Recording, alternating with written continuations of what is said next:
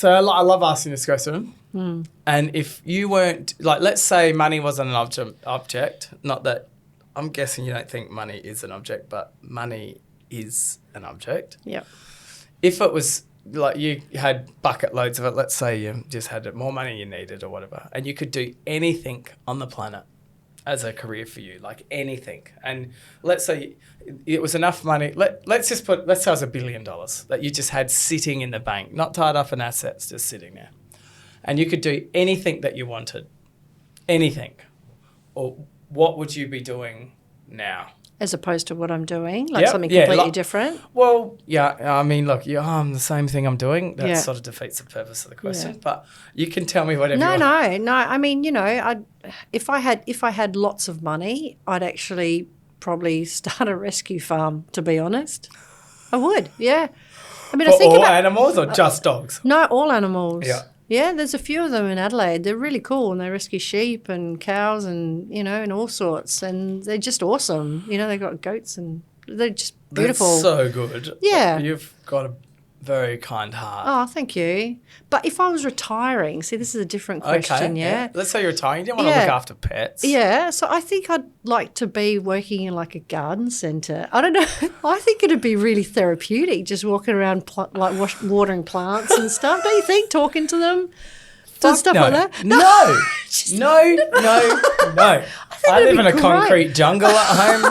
I do not step in that garden. I do not prune a leaf. No way. Like, it's literally all concrete. Yeah, but it's okay. It's not your house, right? Okay. It's like a garden centre. Yeah. Cool. You don't live above the garden centre. Yeah, that's right. You're allowed to do whatever you want.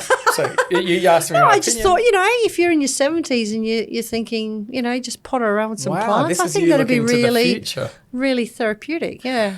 Okay, so if there's something that you could tell a Dorothy at the age of 16, because it appears that the 20-year-olds are 16 these days. Yep. If you could tell someone some advice of something that you've learnt that you believe would be benefiting them for in the future, what would it be? I'm so glad you asked this question, because this is one of my things. Oh, okay. So I did a lot of study, and it was all around trying to find who I was as a person. And it took me a really long time to get to that. So it really annoys me when I see kids coming out of high school being forced into a subject in university, and they're not even sure, like they're not even mature enough to work out what they want to do for the rest of their lives.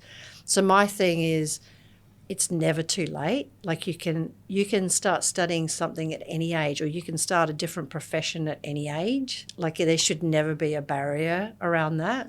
Yeah, it's so true. Yeah, and if I could tell myself that at 16, that would be it. It would be, don't stress about it. You're only 16. Yeah.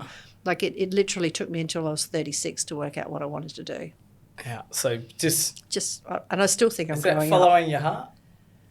Oh, absolutely. Yeah, absolutely. And it's what makes you happy. Like, the thing I keep drilling into my son, he's only 7, but it's like, I don't care what you do. Like, as long as you're happy. Yeah. Like, it's really important. I mean, who wants to be in a job for 20 years that they hate? And I've seen so many people in those positions, but the money is good and this and that and whatever, but they're miserable and they spend more time in their jobs than they do with their family. Well, like, it's insane. Unfortunately, that's a fact. That is a fact of life. And, yeah, that's so cool you say that. I say it all.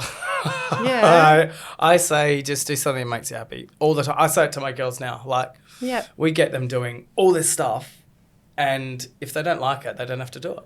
That's what we do as well. And, try this. If something sticks, go for it. Absolutely. And I'd say it to people that work with us. If they're miserable, not happy, like, mate, you don't have to come here. We don't force you. We don't come to your house to make you come to work. Yeah. Just do something you love and do something that makes you happy. But not everyone has that support, though. That's the problem. And sometimes you can't earn the big money and be really happy. for you, or you might at different points of time in your life. And like you're saying, just do something that makes you happy, because then it won't feel like work and you'll really enjoy it. Absolutely. Gary Vee, which I'm sure you know of. Don't get me started. Yeah, so he was actually talking about a couple of mates of his that were right into computer games, and their parents basically said, you know, you're wasting your life and whatever. And he said if they'd pursued that, they would have been millionaires. Don't. Is that a good or a bad? I love Gary Vee. Yeah, there's some amazing people out there. And to hear and he says it exactly how it is. That's what I love about him. Yeah. Oh, that's weird, huh? I had no idea about that. He's one of my business idols, so I agree it's with pretty awesome.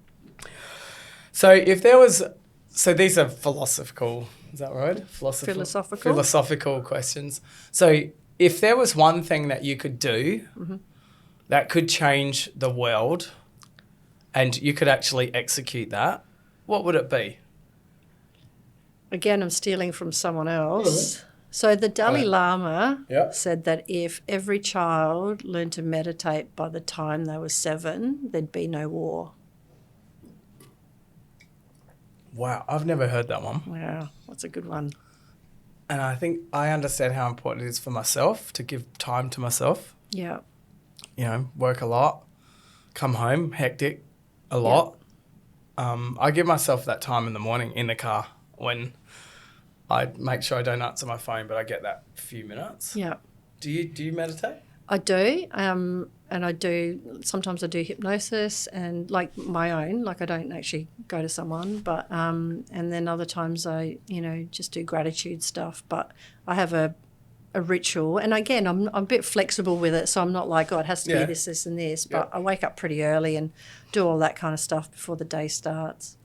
So yeah, it's super important. The last guest we had on here gets up at 4 a.m. Oh, that's intense. And starts his routine of like time to himself, meditate, all those things. Yeah. And before the day starts, and it's like 5, so not quite 4, but that's what he does. And it's amazing how when you get up that early, how peaceful things are. There's something quite because he should magical be asleep around that time.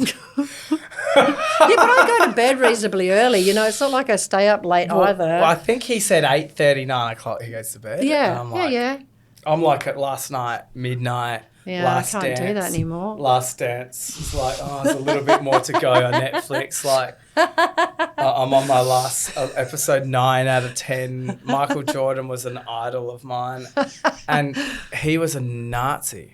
Really? Oh, have you have Netflix? No. Yeah, I do. Yeah.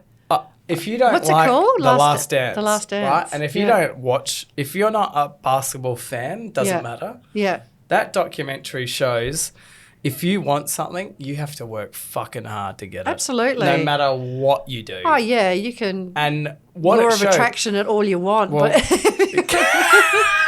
but it's a reality, you know? You can't just sit there and expect it to come. Well, Michael Jordan, like, nice guy, you always see him, his image and that, but he was a psychopath and everyone had to be on his journey. And wow. You learn it, you don't get it until episode 6, 7, 8, I think, where you really learnt, hey, I didn't get this. If you want to be on my journey, you've got to be on my journey. And I was like, it was an interesting way to look at it. But an amazing documentary, very well put together, lots of great footage, all stuff that as a kid I watched up. Obviously, I was idolising Michael Jordan.